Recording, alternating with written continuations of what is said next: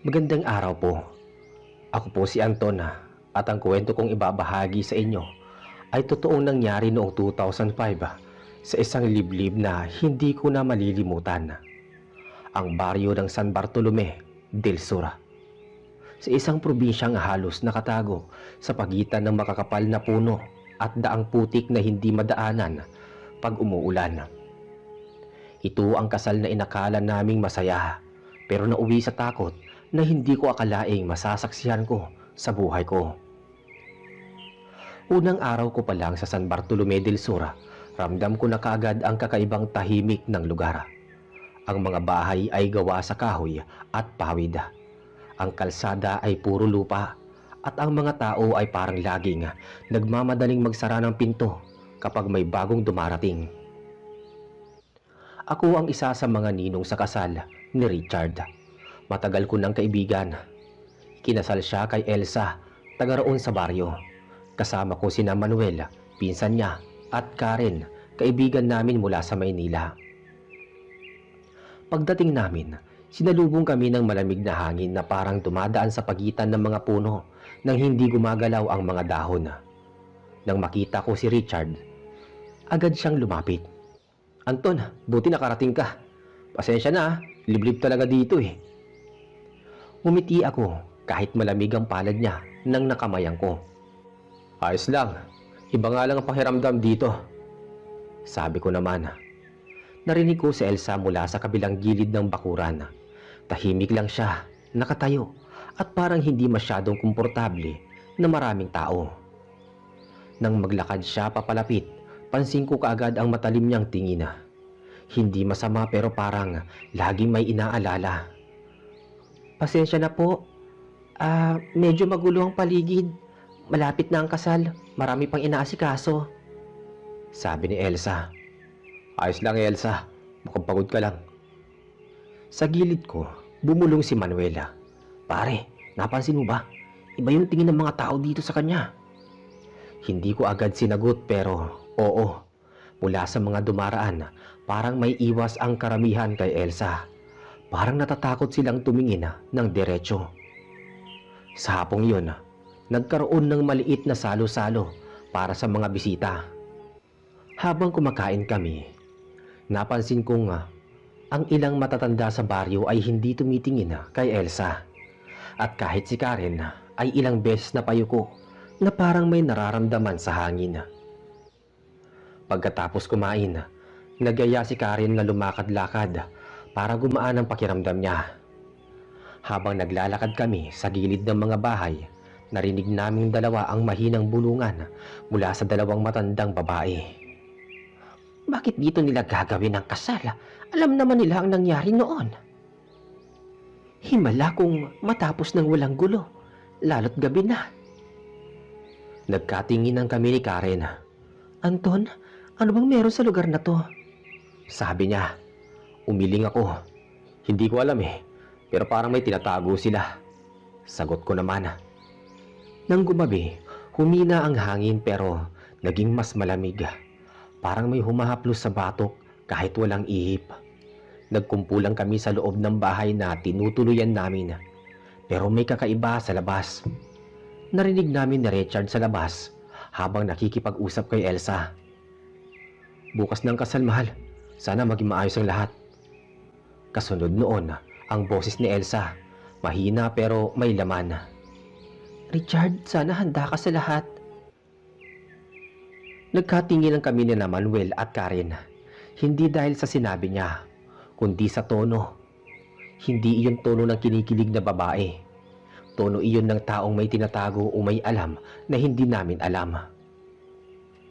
Kinagabihan, hindi kami makatulog dahil sa sunod-sunod na tunog sa bubong. Hindi lakad ng pusa, hindi hampas ng sanga. Masyadong mabigat ang tunog. "Anton, parang may naglalakad sa bubong natin sabi ni Manuela. Baka hayop lang yan." Pero alam naming pareho, hindi iyon normal na hayop. Sa gitna ng katahimikan, narinig namin ang tunog ng mabagal na pagkaluskos. Tapos biglang hihinto na parang may nakatingin mula sa taas.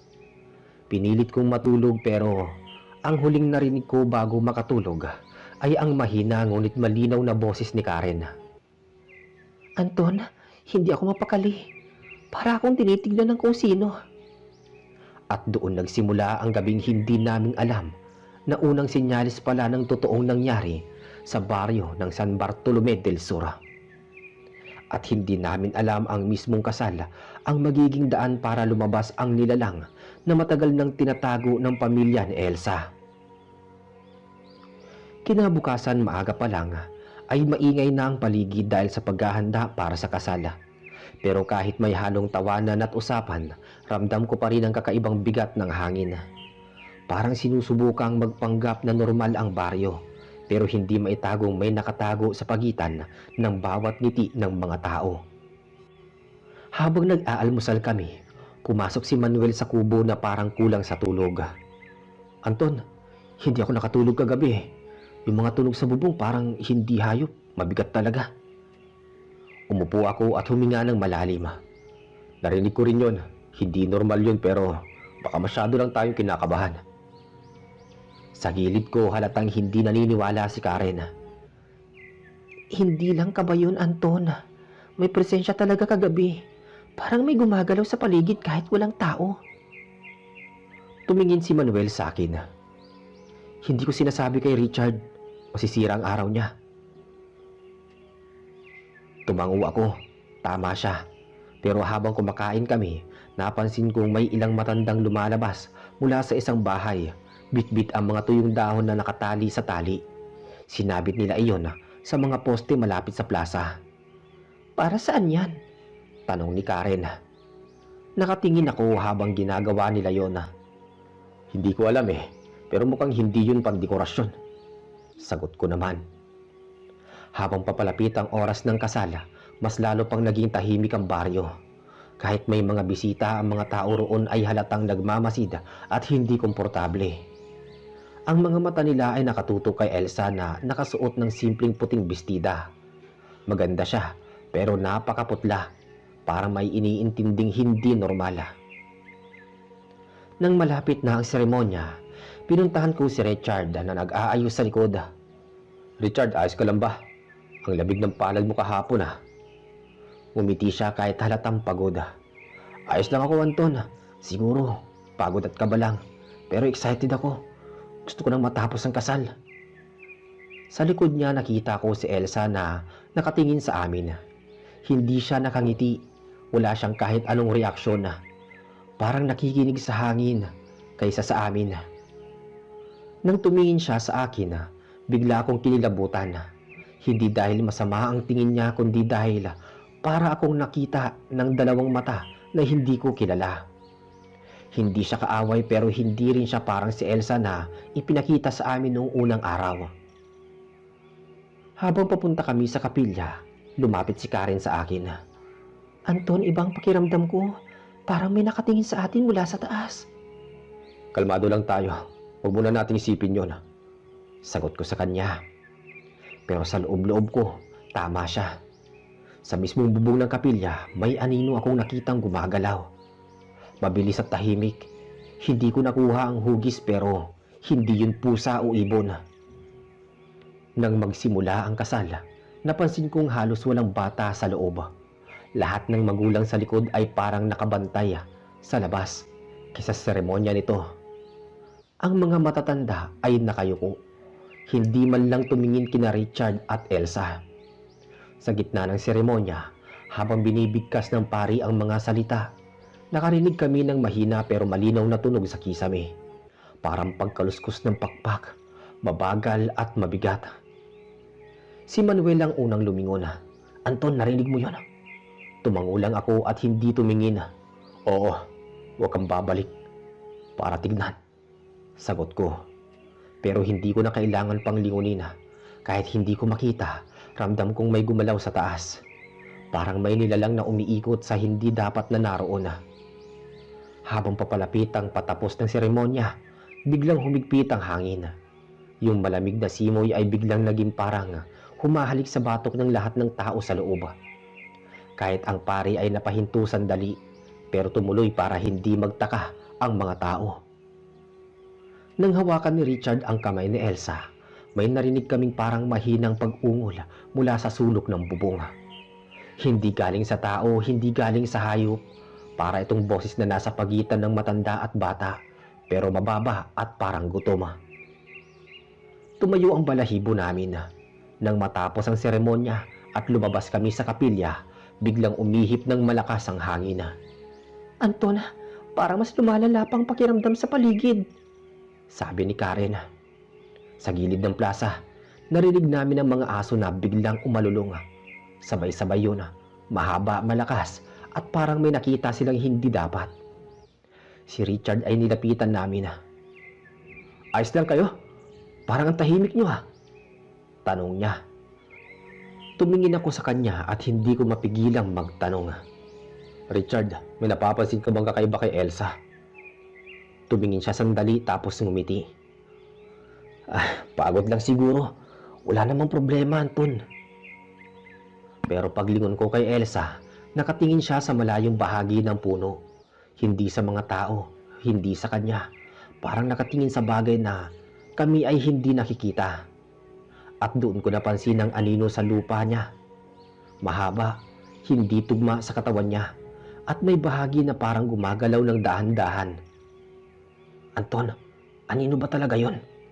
Tanong ni Manuel. Huwag ka maingay. May hindi tayo alam. Sagot ko naman. At habang lumalalim ang gabi, mas lumilinaw na ang kasal na ito ay hindi tungkol sa pag-iisang dibdib.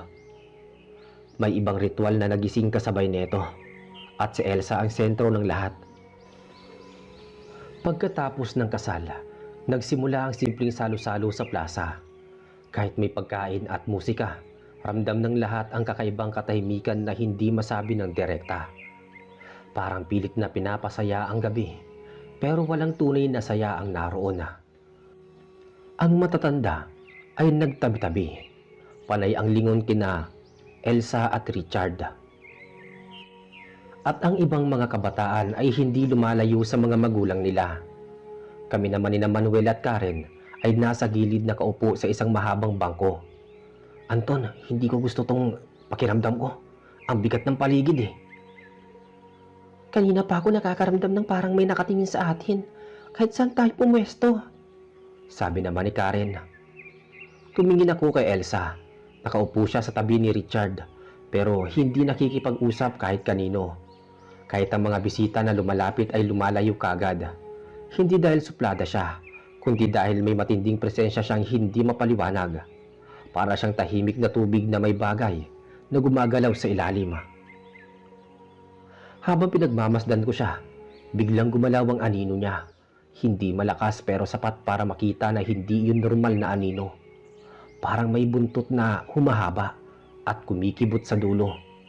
Tapos biglang babalik sa dati. Manuel, nakita mo ba? Tanong ko. Tumingin siya kagad sa lupa. Oo, Anton. Hindi ko alam kung imahinasyon ko lang o... Pinutol ng biglang paghalakhak ng isang bata ang usapan namin. Tumakbo ang bata papunta sa gitna, pero bigla siyang napatigil. Tumingin siya sa lupa tapos tumingin kay Elsa at parang natakot. Agad siyang bumalik sa nanay niya at humawak ng mahigpit. Kahit ang mga bata takot sa kanya. Sabi ni Karen. Habang papalalim ang gabi, mas lumalamig ang hangin.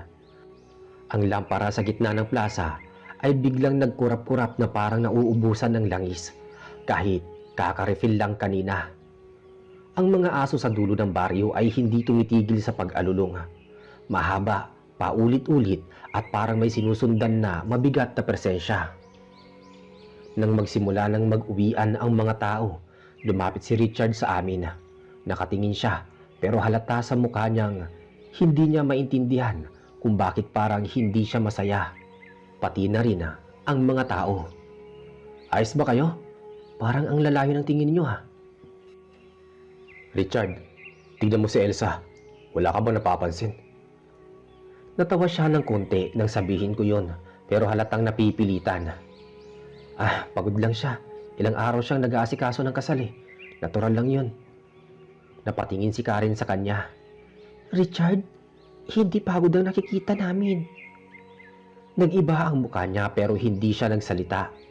Habang nag-uusap kami, napansin kong tumayo si Elsa mula sa kinauupuan niya.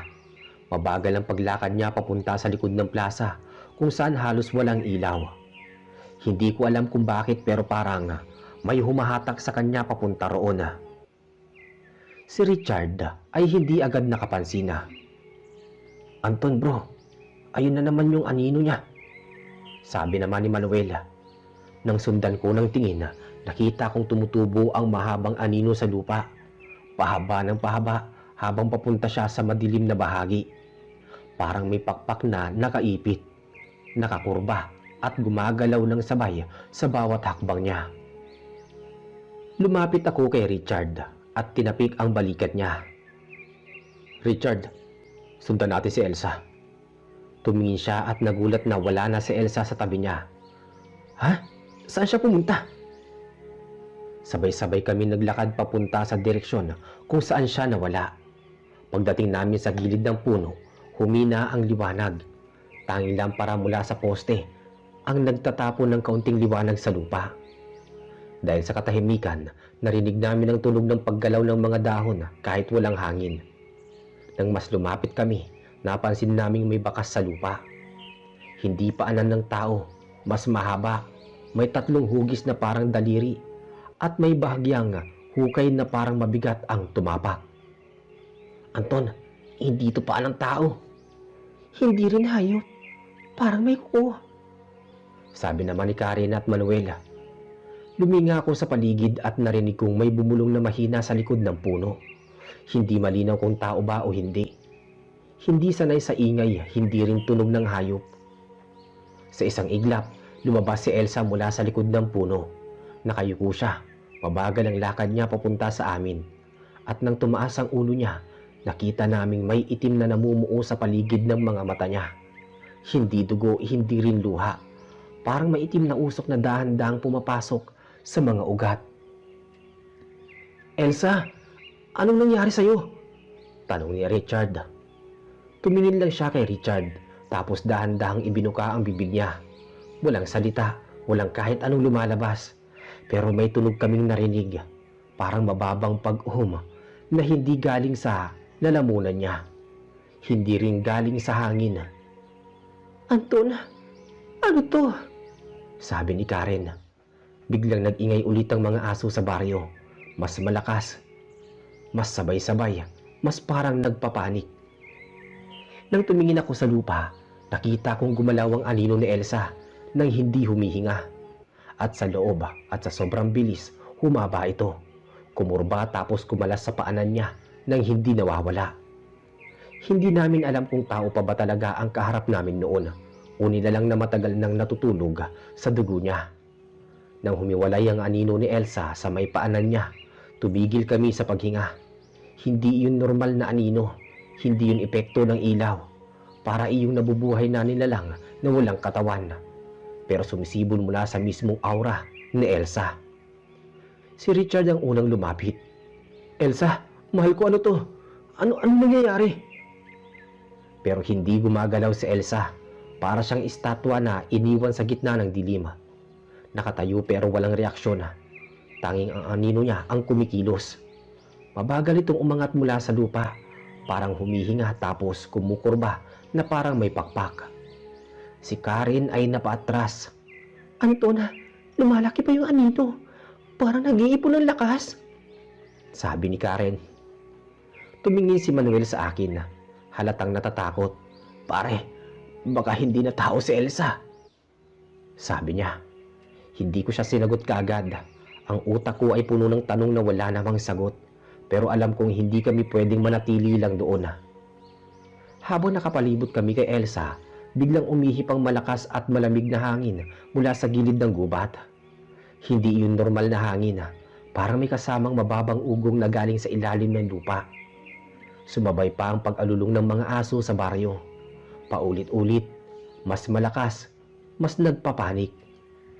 Nang mas lumapit kami ng konti, nakita kong huminga si Elsa ng mabilis. Pero hindi dahil sa takot. Para siyang sumisipsip ng hangin. Hindi para mabuhay, kundi parang may kinakailangan ang katawan niya para magbago.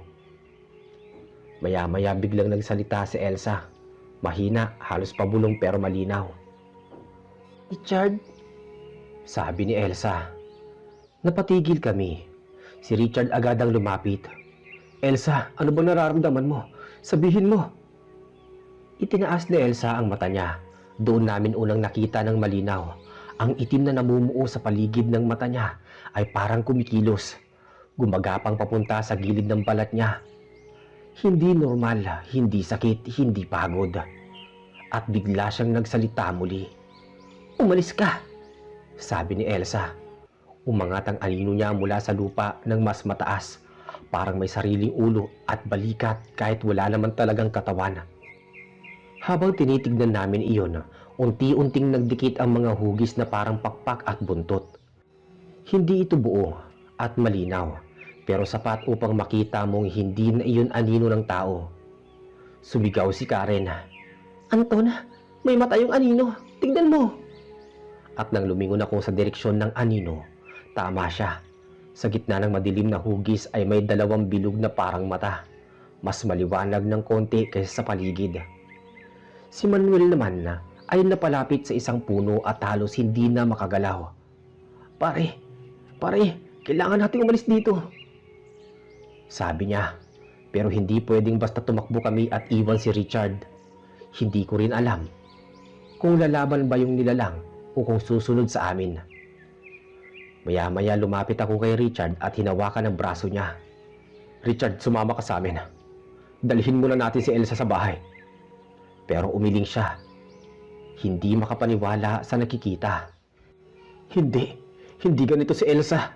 Hindi ko siya iiwan. Habang nag-uusap kami, mas lumakas ang hangin. Pinatay nito ang lampara sa poste. At sa pagdilim ng paligid, mas nakita namin ang anino na ngayon ay halos kasing laki na ng katawan ni Elsa. Kumikibot ang gilid nito, parang may mga daliri o galamay na kumakapit sa lupa. Nang tumingin si Elsa kay Richard, biglang nag-iba ang tono ng boses niya. Richard, masama to. Umalis ka na. Sabi niya, pero hindi siya gumagalaw mula sa kinatatayuan niya. Ang boses niya ay parang doble, mas mataas na tunog at mababa, na para bang may dalawang taong nagsasalita sa loob ng katawan niya. Kinagat ni Manuel ang labi niya. Anton, pwede bang masumanib sa kanya? Sabi ni Manuel. Hindi ko na kayang i-deny yun. Manuel, hindi ito ordinaryong sakit. Hindi ito pagod. May lahi talaga sila. Sabi ko naman. Tumingin si Karen sa gubat. Anton, naririnig mo ba yun? Tumahimik kami at sa pagitan ng malakas na hangin may narinig kaming kakaibang tunog. Parang mga pakpak na mabagal na umiikot sa ere. Hindi galing sa itaas, hindi rin galing sa bahay. Galing ito sa loob ng gubat. Nang tumingin kami sa direksyon ng tunog, may gumalaw sa pagitan ng mga puno. Malaking hugis, mabigat ang lakad at hindi tao ang proporsyon. Si Richard ay napatingin bigla. Sino yan? Pero hindi yun tao. Nang mas lumapit ang nilalang mula sa dilim, nakita namin ang bilog na mata nito. Mas maliwanag kaysa sa anino ni Elsa. At ang pakpak na parang balat ng lumang tikbalang na natuyo sa araw. Hindi namin alam kung kamag-anak ba iyon ng anino ni Elsa o kabahagi ng lahi ng pamilya niya. Pero malinaw na hindi iyon nanggaling sa mundo ng ordinaryong tao. Nang tumingin ito kay Elsa, biglang nag-angat ng kamay si Elsa, parang sinasaway iyon. At dito ko narinig ang boses niya. Hindi para takutin kami kundi para magmando. Huwag ka muna, sabi ni Elsa. At tumigil ang nilalang sa paglapit. Si Richard ay nanginig sa tabi niya. Elsa, ano ka ba talaga? Hindi sumagot si Elsa. Pero ang anino niya ang sumagot para sa kanya. Gumalaw ito ng mabilis, umikot sa paanan niya at humaba na parang tatagos sa lupa. At doon ko unang naintindihan, hindi kami dapat nandoon. Hindi kami dapat saksi. At ang kasal ay hindi para pagsamahin sila, kundi para paluwagin ang pinto ng nilalang na naninirahan sa dugo ni Elsa. Habang nakatayo kami sa gitna ng plaza, ang paligid ay parang huminto.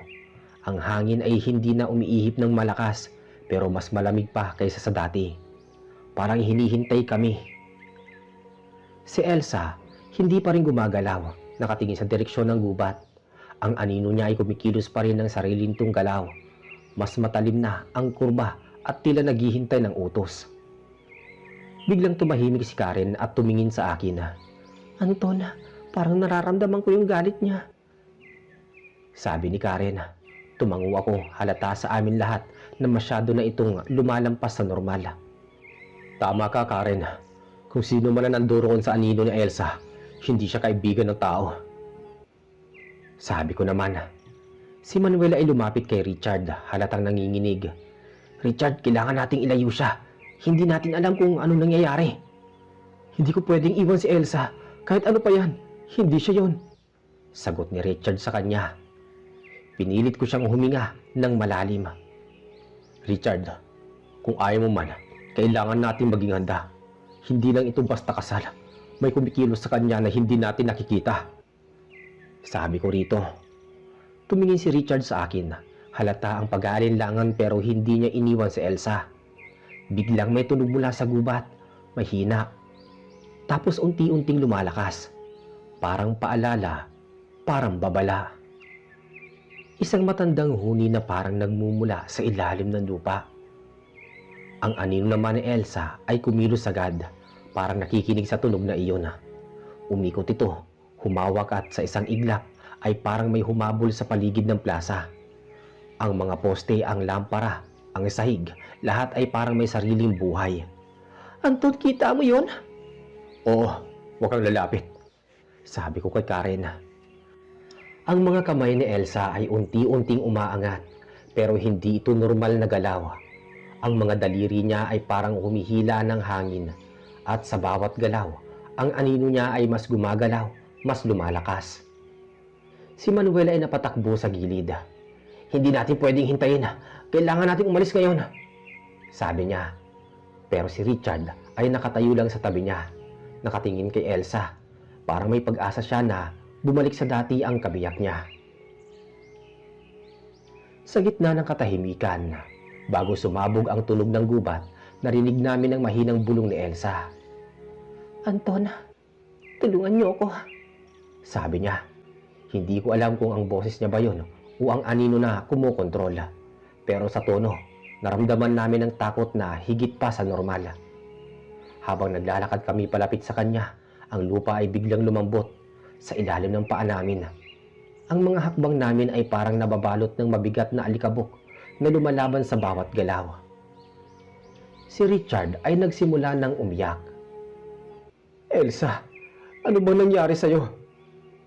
Si Elsa ay unti-unting bumaling sa kanya. Ang mata niya ay punong-puno ng itim na usok na parang nananabik sa dugo ng paligid. Sa bawat pagtingin niya, parang kinukuha niya ang lakas namin. Ang mga matatandang nanunood mula sa likod ng mga bahay ay tahimik. Hindi sila pumapasok. Hindi rin nila tinutulungan. Parang nakatayo lang sila para panoorin ang ritual na matagal na nilang inaantay. At sa sandaling yon, nakita namin ng simula ng totoong anyo ng anino ni Elsa. Hindi lamang ito anino. May buntot, may pakpak, at ang katawan ay nagkaroon ng kakaibang hugis. Parang nakalutang sa pagitan ng lupa at hangin. Si Manuel ay napalapit sa akin at humagulgol. Anton, ano ba itong nangyayari? Tumayo na tayo dito bago tayo maapektuhan. Sabi naman ni Karen at Manuel. Tumingin ako sa kanila. Alam kong tama sila. Pero si Richard ay hindi lumalayo. At ako rin, hindi ko kayang iwan si Elsa. At doon ko nakuha ang malinaw na mensahe. Ang kasal sa liblib na probinsya, hindi lamang pag-iisang dibdib. Ito ay ritual. At si Elsa, ang babaeng minahal namin, ay sentro ng lumang sumpa na matagal nang nag-aantay. Habang nakatayo kami sa gilid ng plaza, napansin ko na ang mga anino ni Elsa ay unti-unting humihiwalay sa katawan niya. Parang lumilipad, kumikilos ng sariling buhay, at bawat galaw neto ay nagiiwan ng bakas sa lupa. Mga marka na parang pinaghalong kuko at paa ng hayop. Si Richard hindi pa rin gumagalaw. Nakatingin lang siya sa babae na minamahal niya. Hindi makapaniwala sa nakikita. Elsa, ano bang ginagawa mo? Bakit ganito ka na? Hindi sumagot si Elsa. Ang katawan niya ay nananatiling nakatayo, pero ang anino ay lumalaki, nagiging mas matapang at parang kumakain ng liwanag mula sa paligid. Si Karen ay lumapit sa akin. Nanginginig ang boses. Anton, dapat pa tayong kumilos? Parang pwede tayong masaktan dito anumang oras. Tumango ako. Ramdam ko rin ang panganib. Tama ka. Kailangan nating umalis sa direksyon ng anino. Pero hindi pwedeng iwan si Elsa. Si Manuel ay napatingin sa lupa. Pare, tingnan mo yung mga marka sa lupa. Parang may umuusbong na buhay. Tumingin ako at tama siya. Ang mga marka ay parang gumagalaw. Unti-unting umuusbong na parang maliit na nilalang na sumusunod sa anino. Hindi ito hayop, hindi rin tao. Parang dugo na nabubuhay. Elsa, mahal ko. Bumalik ka na sa akin. Sabi ni Richard. Pero bago niya mahawakan ang anino ni Elsa, ay bumalot sa kanyang paa. Ang mga marka sa lupa ay gumalaw na pataas, para kumakapit sa binti niya. Tumayo siya ng mabilis pero halos hindi makagalaw. Parang pinipigil ng hindi nakikitang pwersa. Si Karen at Manuel ay napalapit sa akin. Anton, kailangan nating tulungan sila. Oo, pero mag-iingat tayo. Hindi natin alam kung anong kapangyarihan ng anino na yon. Habang sinisikap naming lapitan si Richard at Elsa, biglang humina ang hangin sa paligid. Ang anino ni Elsa ay tumigil, nakatayo sa harap niya. Humihinga ng mabagal, parang sinusukat ang aming galaw. At nang tumingin kami sa mukha ni Elsa, nakita namin ang kakaibang pagbabago. Ang mga mata niya ay parang lumang apoy sa loob. May liwanag na hindi tao ang pinagmumulan. Ang balat niya ay nagkaroon ng bahagyang itim na kulay, parang tinatablan ng dilim mula sa loob. Anton, hindi na siya si Elsa talaga. Hindi na siya tao. Sabi ng dalawa. Hindi kami makapaniwala pero ramdam namin ang katotohanan. Ang babaeng minahal namin, si Elsa, ay hindi na si Elsa. Ang anino niya ay unti-unting lumapit sa amin. Sabay sa bawat hakbang ay parang gumagawa ng tunog ng mga pakpak. Mabagal at mabigat. Hindi ko siya iiwan. Kahit anong gawin ninyo, hindi ko siya iiwan. Sabi ni Richard. Ang anino ni Elsa ay kumurba pa. Lumaki at sa sandaling yon, naramdaman namin ang presensya ng lumang sumpa. Isang nilalang na matagal nang naghihintay ng dugo ng pamilya ni Elsa. Si Karen ay napatingin sa akin na halatang napapahiya at takot. Anton, anong gagawin natin? Hindi ako makasagot. Alam ko rin wala kami sapat na kapangyarihan para labanan ito. Ang tanging magagawa namin ay obserbahan at maghintay na baka sa anumang sandali ang sumpa ay kumilos ng buo. At kami ay magiging saksi sa katotohanang matagal nang itinatago sa baryo. Habang kami ay nakatayo pa rin, hindi ko maiwasang tanungin ang sarili ko. Ano ba ang meron kay Elsa? Bakit biglang nagbago ang anyo niya? Elsa, mahal, hindi na kita kilala. Sabi ni Richard. Si Elsa ay nananatiling tahimik lang. Richard, hindi ko rin alam kung paano ipapaliwanag. Para bang sinumpa siya. Sabi ko naman, pare, baka hindi siya natural na aswang. Baka may ginawa sa kanya na sumpa o kaya sinangla siya sa engkanto. Tumingin ako kay Elsa. Sa bawat kilos niya, ramdam namin ang presensya ng ibang nilalang sa loob niya. Hindi lang basta kung ano, parang may espiritu na pinipilit kumontrol sa katawan niya. Elsa, hindi siya ganito mula sa pagkabata. Hindi siya aswang, pero may naiwang galit sa dugo ng pamilya niya at iyon ang nagbukas ng sumpa. Sabi ko naman, si Richard ay hindi makagalaw. Naghahalo ang takot at pag-ibig sa mukha niya. Sumpa? Bakit? Sinong gagawa nito sa kanya? Si Manuel naman ay napahinto sa pagsasalita. Halatang natakot. Pare, kung hindi tayo kikilos baka hindi na si Elsa ang bumalik sa atin. Baka ibang bahagi ng katawan niya ang mananatili. Tumingin si Karen sa akin nanginginig. Anton, anong gagawin natin? Hindi ko kayang panaurin siya ng ganyan. Parang hindi tao. Kailangan nating alamin ang pinagmulan ng sumpa. Kailangan nating malaman kung paano mabalik siya sa normal. Kung hindi, baka hindi na siya si Elsa kahit kailan. Elsa, mahal ko. Ano man yan, bumalik ka na sa akin. Sabi naman ni Richard. Ngunit ang anino ni Elsa ay tila may sariling desisyon. Huminto ito sandali, tapos biglang lumayo mula sa kanya. Lumipad sa paligid ng plaza. Ang mga marka sa lupa ay unti-unting gumagalaw, kumikilos at parang naghahanap ng biktima. Si Karen naman napahinto at napailing. At habang naglalakad kami, unti-unti nang lumalakas ang liwanag ng buwan. Pero ang paligid ay hindi naging mas ligtas. Ang lamig at dilim ay tila humahabol sa bawat hakbang namin. Si Elsa naman ang mga oras na yun nakatayo sa gitna. Ang anino niya ay nananatiling naglalakad sa paligid, parang may sariling plano, nagbabantay sa bawat galaw namin. Si Richard ay lumapit sa kanya. Pinipilit hawakan ang kamay ni Elsa, ngunit ang anino ay kumikilos at kumukubli sa bawat galaw. Elsa, bumalik ka na sa akin, mahal ko. Sabi niya. Ngunit sa halip na tumugon ang katawan ni Elsa, isang malakas na hangin ang dumaan at parang tinaboy kami palayo sa gitna ng plaza. Richard, kailangan nating humakbang palayo bago maapektuhan ng sumpa. Pare, hindi ko alam kung kaya nating labanan to pero kailangan nating tulungan si Elsa. Si Karen ay napatingin sa paligid. Ang mga mata ay puno ng takot. Ang pamilya niya, tila may kasamang sumpang dugo nila at ang anino niya parang naghihiganti. Samantala si Elsa ay hindi kumilos.